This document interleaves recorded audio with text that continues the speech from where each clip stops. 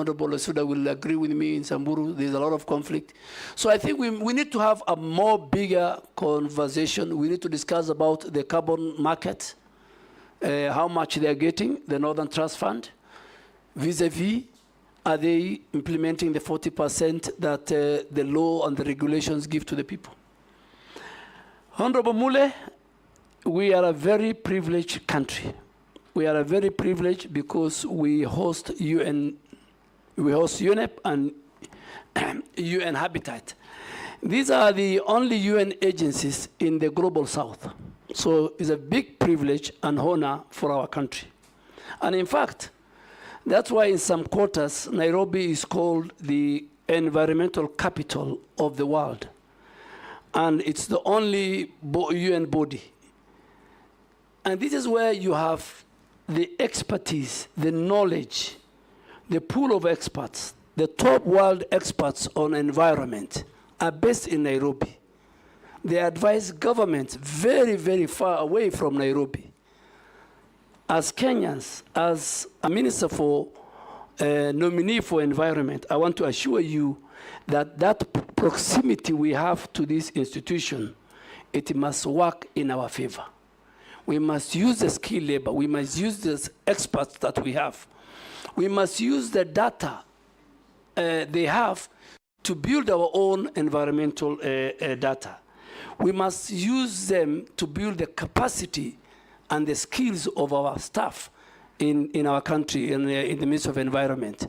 We must do technology and skill transfer from the men and women who work. And as the focal ministry to UNEP,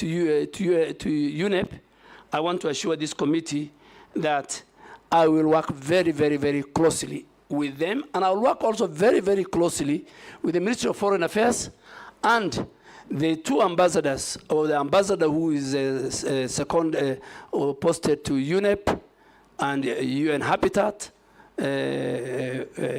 I'll work with them, that we must make sure that this important institution help us.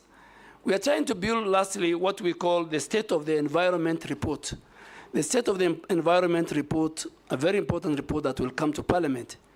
We must leverage on the skills, on the experts who work and who come from globally at the United Nations Environmental Program and UN Habitat.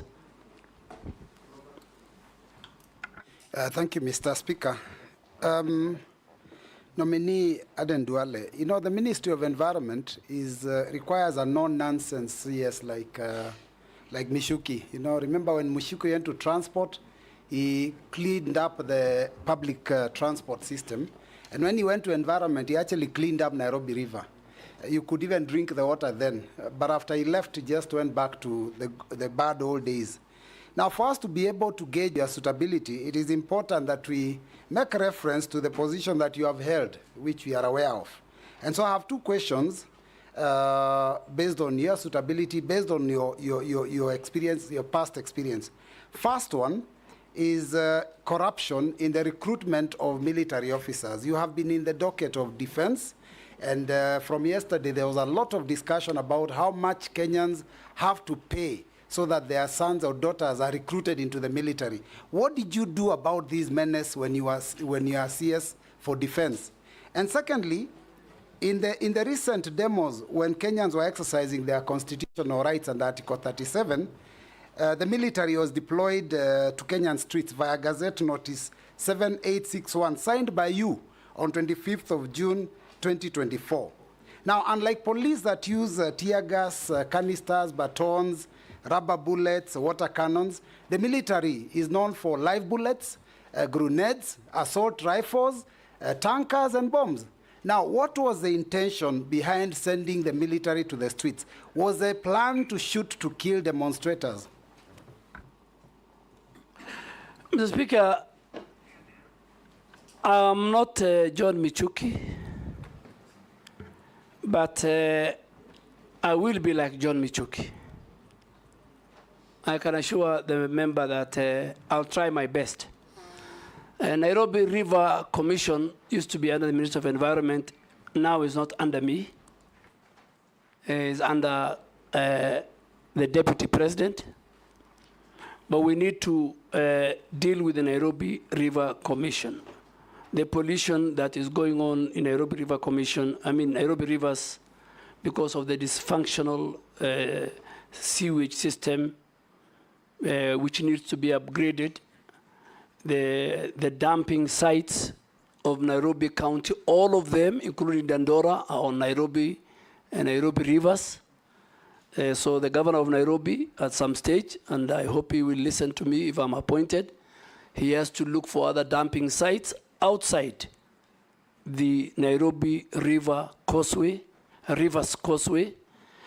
So coming to military recruitment, I agree with you, it's a systemic issue. And I was watching yesterday, the speaker said, the president himself is concerned.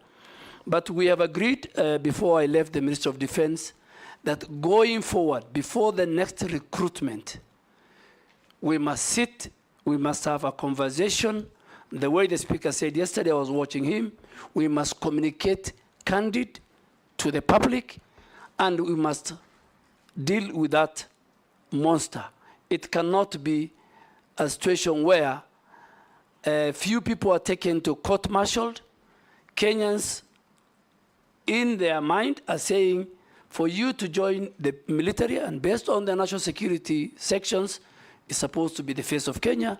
Kenyans, for them to join the military, they must pay between 400 to 500,000. I think that is unacceptable. If more, that's unacceptable, and it's part of the corruption that I was telling you, which is I think all of us together, the citizens themselves, the anti-corruption agencies, all of us together, we must face on. Why did I deploy KDF? I did not deploy KDF.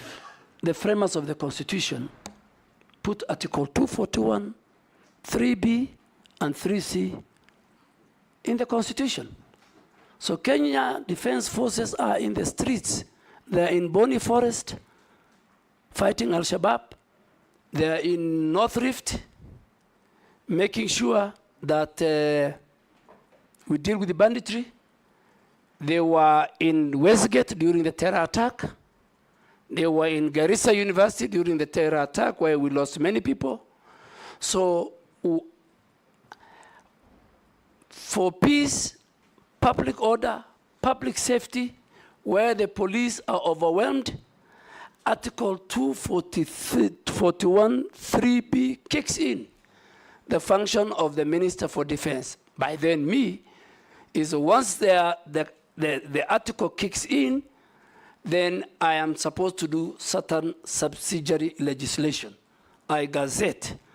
And Mr. Speaker, all of us know Article 132 of the Constitution obligates the President to protect the other arms of government. He is the chair of the National Security Council. That day, the Office of the Chief Justice and the Supreme Court, as an institution, was under threat, under attack. Parliament and the colleagues sitting here, if KDF did not come to assist the other security agents, God forbid, many members of Parliament could have died, including our Speaker. Parliament could have been burnt. I will not be that irresponsible as a Minister of Defense with a provision of the Constitution,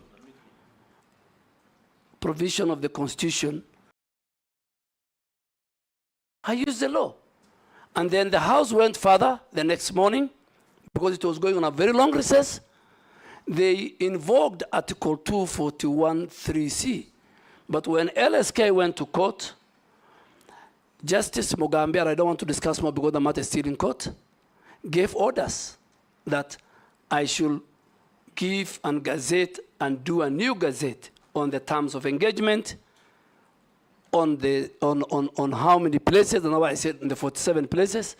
Ours was to protect key institutions. Parliament is a symbol of democracy and governance. It is the home of the people's representatives. Mr. Speaker, all my life in Parliament, people used to come and present petitions. And any member of Parliament who's outside, near the gate, used to receive and take it to the office of the clerk or the office of the Speaker. I have never seen where people want to come and ban parliament. So I think I want to thank the framers of the Constitution. I participated, the Speaker participated, many other members participated. I think it's today and that day, 25th of June, I realized how important Article 241, 3B and C is. Owen. Thank you, Honorable Speaker. I would like to ask a question to the nominee, Honorable Duale. Just one question, that this country envisages to have a nuclear plant in a place called Uyombo in Kilifi